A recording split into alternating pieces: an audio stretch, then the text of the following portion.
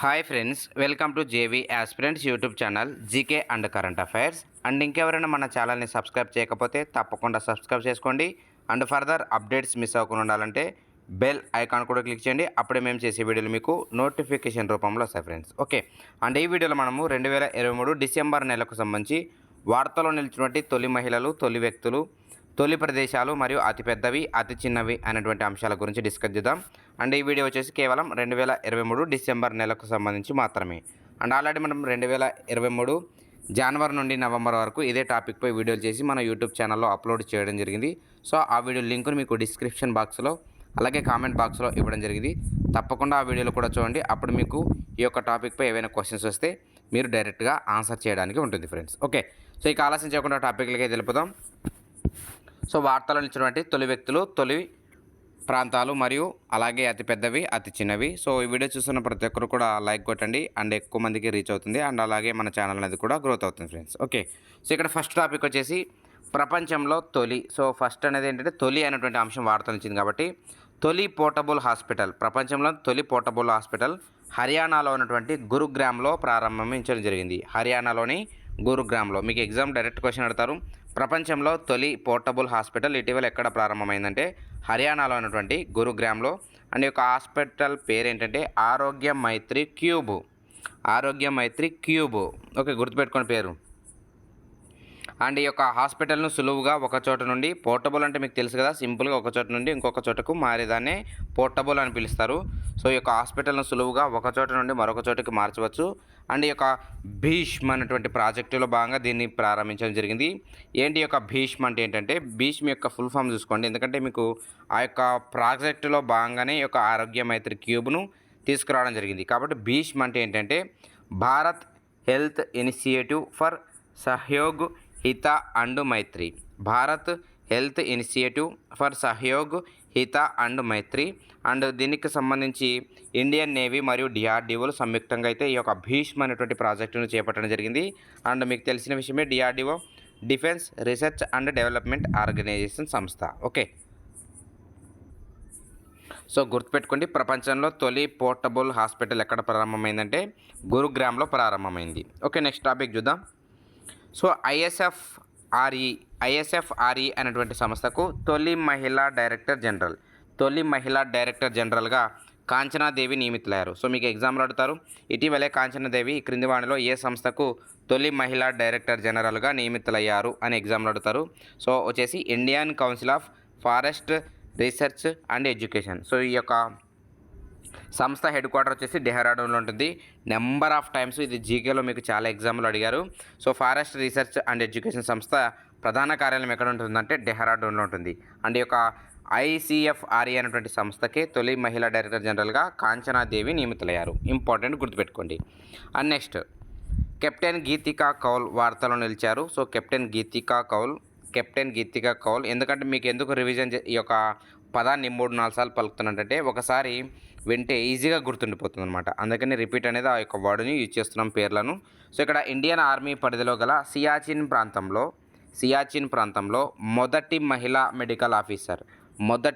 Medical ఆఫీసర్గా captain Geetika Kaul నియమితులయ్యారు. So ఇప్పుడు మీకు అర్థమవుతుంది, కెప్టెన్ గీతికా కౌల్ అంటే ఎవరంటే ఈ యొక్క ఇండియన్ ఆర్మీ పరిధిలో ఉన్నటువంటి సియాచిన్ ప్రాంతంలో మొదటి మహిళా మెడికల్ ఆఫీసర్. కేవలం సియాచిన్ అటువంటి ప్రాంతంలో మాత్రమే మొదటి మహిళా మెడికల్ ఆఫీసర్. అండ్ ఇక్కడ సియాచిన్లో తొలి మహిళా ఆఫీసర్ అంటే శివా చౌహాన్ పేరు పెట్టాలి మీరు ఆన్సర్. అండ్ ఒకవేళ మొదటి మహిళా మెడికల్ ఆఫీసర్ అంటే మాత్రము ఖచ్చితంగా కెప్టెన్ గీతికా కౌల్ పెట్టాలి. సో కన్ఫ్యూజ్ అవ్వకండి, రెండు కూడా వేరు అండ్ రెండు కూడా మొట్టమొదటి మహిళలే. ఓకే, కన్ఫ్యూజ్ అవ్వకండి. మరొకసారి రివైజ్ చేసి చూడండి. మరొకసారి చెప్తాను. సియాచిన్లో తొలి మహిళా ఆఫీసర్ ఎవరంటే శివా చౌహాన్, తొలి మహిళా ఆఫీసర్ మాత్రమే. అండ్ తొలి మహిళా మెడికల్ ఆఫీసర్ ఎవరంటే captain Geetika Kaul. Okay, and next topic చూద్దాం. హెచ్ఐవి పాజిటివ్ టీనేజర్లతో కోల్కతాలో దేశంలోనే తొలి కేఫ్. సో దేశంలోనే మొట్టమొదటిసారిగా ఒక కేఫ్ను ప్రారంభించారు. ఎవరంటే హెచ్ఐవి ఈ యొక్క హెచ్ఐవి వ్యాధి బాధపడుతున్నటువంటి టీనేజర్స్ మాత్రమే. సో ఇక్కడ ఎగ్జామ్లో మీకు అడుగుతారు ఇలాంటివి. సౌత్ కోల్కతాలో 14 మంది టీనేజర్లు కేఫ్ పాజిటివ్ అనేటువంటి పేరుతో ఈ యొక్క కాఫీ షాప్ని అయితే నడుపుతున్నారు. అండ్ వీరంతా కూడా హెచ్ఐవి పాజిటివ్ ఉన్నవారు కావడమే విశేషం. అండ్ ఎక్కడ ప్రారంభించారంటే కోల్కతాలో, సౌత్ కోల్కతాలో దీన్ని అయితే ప్రారంభించారు. అండ్ 14 మంది ఈ యొక్క టీనేజర్లు అయితే ఉన్నారు. అండ్ ఇక్కడ ఈ యొక్క కాఫీ షాప్‌కి ఒక ట్యాగ్ లైన్ ఉందన్నమాట. ఆ ట్యాగ్ లైన్ ఏంటంటే coffee behind boundaries, coffee behind boundaries. Okay. And next topic చూద్దాం. సో భారతదేశంలోనే తొలి ఆర్టిఫిషియల్ ఇంటెలిజెన్స్ టూల్. సో ఇలాంటివి అడుగుతారు మీకు ఎగ్జామ్లో. భారతదేశంలో తొలి ఆర్టిఫిషియల్ ఇంటెలిజెన్స్ టూల్ పేరేంటి అని అడుగుతారు. సో దాని పేరేంటంటే కృత్రిమ్. అండ్ దీనిని ఓలా సీఈఓ భవేష్ అగర్వాల్ ఆవిష్కరించారు. సో మనకు ప్రజెంట్ ఓలా ఉంది కదా, ఆ యొక్క సీఈఓ భవేష్ అగర్వాల్ ఈ యొక్క ఆర్టిఫిషియల్ ఇంటెలిజెన్స్ ఇండియాలో తొలి కృత్రిమ్ అనేటువంటి దాన్ని ప్రారంభించడం జరిగింది. ఇంపార్టెంట్. అండ్ నెక్స్ట్ టాపిక్ చూద్దాం.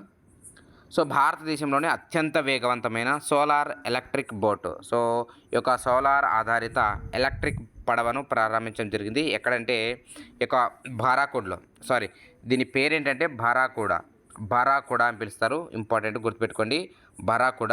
అండ్ కేరళలో ఉన్నటువంటి అలప్పోజలో. సో ఒక్కసారి మీకు ఒక క్వశ్చన్ ఏంటంటే, ఎగ్జామ్లో ఇలాంటి క్వశ్చన్స్ అడుగుతూ ఉంటారు ఎగ్జామ్ పాయింట్ ఆఫ్ వ్యూలో. సరైనది ఏది, సరికానిది ఏది.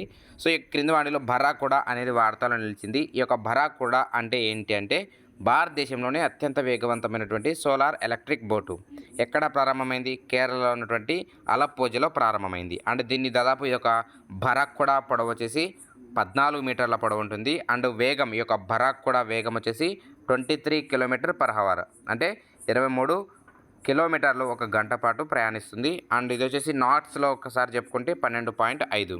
ఓకే. అండ్ ఒకసారి ఛార్జ్ చేస్తే ఈ యొక్క బరాకుడాను 7 గంటల పాటు నిరంతరాయంగా ప్రయాణిస్తుంది.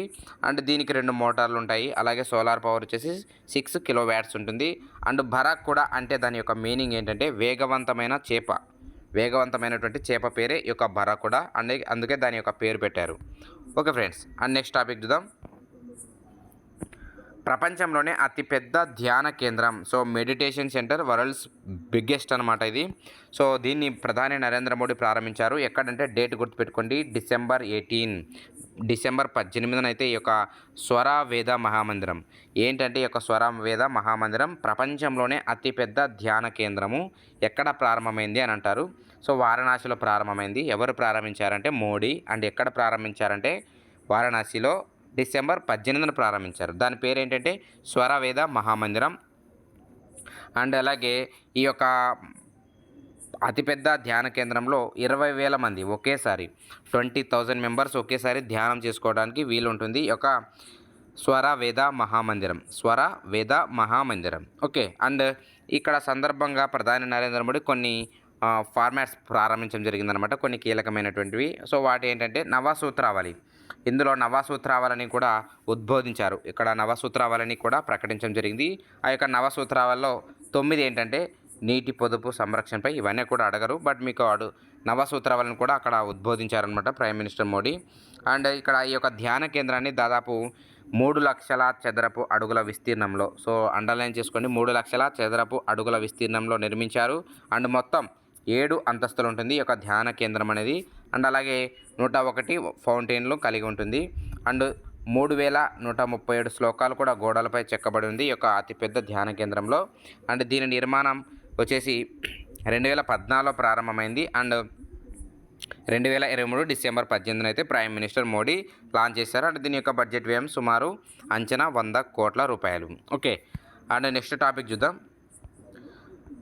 సో జైళ్ళ మరియు కరెక్షనల్ సర్వీసెస్ డైరెక్టర్గా, అది మనకు అన్నెసెసరీ పాయింట్ ఇక్కడ చూద్దాం. దేశంలో తొలి ఆర్టిఫిషియల్ ఇంటెలిజెన్స్ సిటీ. సో ఇందాక మనము తొలి ఆర్టిఫిషియల్ టూల్ ఏంటి దేశంలో అంటే కృత్రిమ్ అని డిస్కస్ చేసాం, కృత్రిమ్. అండ్ ఇక్కడ ఏంటంటే దేశంలో తొలి ఆర్టిఫిషియల్ ఇంటెలిజెన్స్ సిటీ ఏదంటే ఉత్తరప్రదేశ్ ప్రభుత్వం అయితే త్వరలో ఏర్పాటు చేయనుంది. ఎక్కడ ఏర్పాటు చేస్తున్నారంటే ఉత్తరప్రదేశ్లో ఉన్నటువంటి లక్నోలో ఏర్పాటు చేస్తున్నారు. మీకు ఎగ్జామ్లో అడుగుతారు, డ్యామ్ షూర్ అడుగుతారు. ఇది ఒకటి ఇంపార్టెంట్.